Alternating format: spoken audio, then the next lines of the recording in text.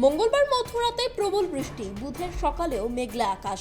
তবে ভ্যাপসা গরম কিন্তু কাটছে না। গতকাল বৃষ্টির পরেও ভ্যাপসা গরমের দাপট অব্যাহত রয়েছে। এরই মধ্যে আবহাওয়ার পূর্বাভাস জারি করলো হাওয়া অফিস।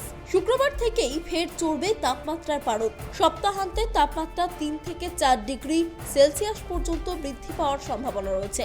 সেই সঙ্গে দক্ষিণবঙ্গের কিছু জেলায় বৃষ্টির সম্ভাবনা রয়েছে। হাওয়া অফিসের পূর্বাভাস, আগামী 6 থেকে 7 তারিখ পর্যন্ত দক্ষিণবঙ্গের একাধিক জেলায় শুষ্ক আবহাওয়া থাকার সম্ভাবনা রয়েছে। তবে মুর্শিদাবাদ, পূর্ব বর্ধমান, পশ্চিম বর্ধমান, হুগলি, হাওড়া, কলকাতা, পশ্চিম মেদিনীপুর, ঝাড়গ্রাম সহ দক্ষিণবঙ্গের বাকি জেলায় দু এক জায়গায় হালকা বৃষ্টির সম্ভাবনা রয়েছে।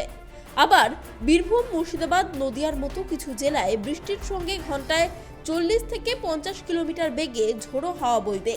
আবহাওয়ার পরিবর্তন হয়েছে উত্তরে। উত্তরবঙ্গে বর্ষা ঢুকে পড়েছে। কালিম্পং, দার্জিলিং, জলপাইগুড়ি, কোচবিহার, আলিপুরদুয়ারে হালকা থেকে মাঝারি বৃষ্টির সম্ভাবনা।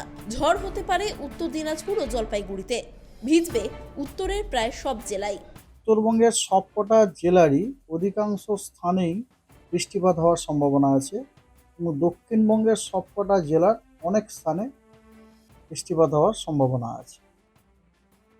আগামীকাল উত্তরবঙ্গের সবকটা জেলায় অনেক স্থানে বৃষ্টি হওয়ার সম্ভাবনা আছে এবং দক্ষিণবঙ্গের জেলাগুলির